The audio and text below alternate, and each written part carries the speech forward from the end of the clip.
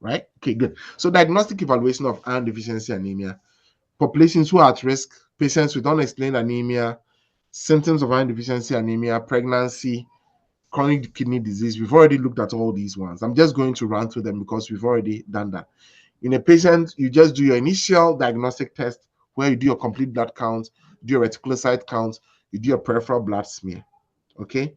We said iron deficiency anemia presents with microcytic anemia with low ferritin levels, right? Okay, good. So the single best test, and this is something I want you to really take. Single best test to help me to diagnose iron deficiency anemia is ferritin levels. Serum iron is not a single best test. Transferrin saturation is not a single best test. The single best test for iron deficiency anemia is ferritin levels. Okay. How am I going to distinguish iron deficiency anemia from other conditions? Remember, iron deficiency anemia, low ferritin, low serum iron, high total iron binding capacity. I use the water bottle as the example, right? If I drink some, that means I've consumed some of the iron. So I've developed more capacity for iron. How will thalassemia present? Thalassemia will present with normal or high red blood cell count with high iron stores. This table is very important. What about anemia of chronic disease? Anemia of chronic disease will present with low iron, normal or high ferritin. That was what we did the calculation, the equation up there. And then low total saturation, right? So if you are sleeping and someone wakes you up, this is anemia of chronic disease. This is iron deficiency anemia. This is thalassemia. Use the various parameters to distinguish between them. Ferritin levels, Hello, serum doctor. iron, total iron binding capacity. Doctors, after today's class, you should be able to do it. You should Excuse be able me. to, you should be able to do it. Yes? Yes, Somebody's asking. yes, it's Dr. Clary. So, I wanted to ask for the anemia of chronic disease, the low TSAT. Can you explain like how does it get to the low TSAT for anemia chronic disease? Like, why do they have the low TSAT? Yeah, the low TSAT, yes. I'm not sure if the Sorry, question makes sense. So the question is very like, good. yeah, I'm trying to understand the low TSAT, the low T saturation. Like how does it relate with the anemia chronic disease? For the low TSAT and the anemia of chronic disease, how does it relate? Like, I'm trying to find the correlation between the two. The low TSAT for the anemia of chronic disease. Oh, okay. Yes. So, low TSAT, the anemia of chronic disease is very simple. Like, it's basically because the patient may have, normal ferritin level. That one we've established that, or even the ferritin level may be high, okay? But iron is not sufficiently available to the patient's body, okay? Now, also remember that ferritin, I didn't want us to get into all those things. Ferritin is an acute phase protein, okay? But TSAT may be less affected by inflammatory effects. So while ferritin itself is an acute phase reactant, so that is why, because of the inflammation which is going on in a patient with a chronic disease, their ferritin will be high. So in fact, if you have a patient with chronic disease, you don't want to depend on ferritin solely. But remember that the total saturation is not affected that much. There's low availability of iron, and the low availability of iron results in low TSAT level. I don't know whether I've made it clear. Like, it's a bit complex because now we have to bring in the concept of ferritin as an acute phase reactant. But the simple thing with anemia of chronic disease and low TSAT is that the low availability of iron will result in low TSAT levels. That's all. All right. Maybe we can talk later after the class and then delve deeper into that.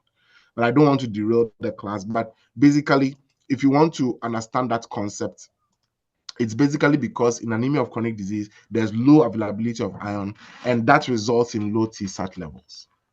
Okay. Yes, and Dr. Bruno, please, I have a question still related to anemia of chronic disease, right? Yeah. From the table, I found out, or I noticed rather, that anemia of chronic disease is on two sides. It's on microcytic anemia, when you find it amongst Mm-hmm. tails. Then it's also on pneumocytic anemia. Normocytic, That, yeah. yes, Mm-hmm. those with a reduced reticular count. That's the Mm-hmm. non-pan cytopenic causes. So I don't know why Mm-hmm. is it in those guys with a low mucopolysaccharic volume, and also in guys with a normal. Because the causes of anemia of chronic disease differ. Okay. Yes, because they are very, like, basically anything which can lead to chronic disease and can also cause decreased iron absorption into the system can lead to anemia of chronic disease. All of them come under that. So you see that when it comes to anemia of chronic disease, they Mm-hmm. like they are not in just one box like iron deficiency anemia, which is microcytic, right? Mm-hmm. Anemia of chronic disease can be pneumocytic or microcytic. Okay. Thank you. Okay, good. So peripheral blood smear findings of iron deficiency anemia. Remember that the objective was talking about it. So you want to see microcytic anemia.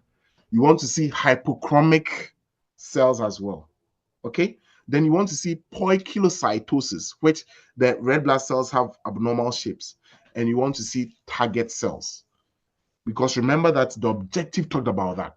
If you remember, when we're learning the objectives for the MCQ1 exam, the objective talked about the fact that you must know the various blood smear findings in the various medical conditions. So when you pick anemia of chronic disease, they have small cells, they have pale cells, they have poikilocytosis, and they have target cells.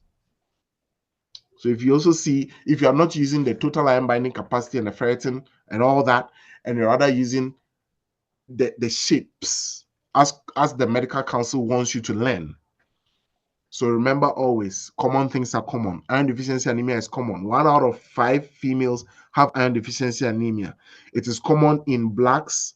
It is common in First Nations. It's common in Aboriginals. It is less common in Caucasians. Now, if I'm giving a peripheral blood smear reading, how will I be able to tell in my MCQ1 exam? Microcytic anemia plus hypochromic anemia plus poikilocytosis plus target cells. Boom, iron deficiency anemia. Let me take it again. Remember, this is something you need to know according to the objective. Peripheral blood smear findings on iron deficiency anemia. Please, doctors, write this down. Write it down. Microcytosis plus hypochromasia, that is pale red blood cells, plus poikilocytosis, that is abnormal cells, plus target cells. You see this equation, it is nothing but iron deficiency anemia. Now, I don't want to waste your time, but special diagnostic considerations for that you must know. Bone marrow aspirate is rarely required in iron deficiency anemia assessment. Okay, TSAT is more reliable than ferritin in inflammatory conditions. So the one who asked me about TSAT, if you have a patient with anemia of chronic disease, what test will you depend more on? Are you going to depend on ferritin or TSAT levels? Please, can somebody help me? And those on YouTube, can you type? Are you going to depend on TSAT levels or ferritin level? TSAT. Okay. What TSAT. about iron deficiency anemia? What lab results will you depend on most? Iron deficiency anemia. Ferritin. Beautiful. Ferritin. You see, take out, that's what I say all the time. And that is why in MedCognito, in our videos, we don't do like 1 hour videos, and no, it's a waste of everybody's time. Rather, we'll pick the concept and break it down. So if you go to anemia like this, you realize that we've broken it down several times. And that is why when I'm also teaching, I break the videos down. So that when we send it back to you in your portals, it is in small points. So today you can tell me anemia of chronic disease. How will it be? Plummer-Vinson syndrome. How will it be? Iron deficiency anemia. How will it be? In terms of total iron binding capacity, which one is high, which one is low? In terms of ferritin, when am I going to depend on ferritin? All these things. So I'll say it again. Anemia is not just, oh, I've learned anemia.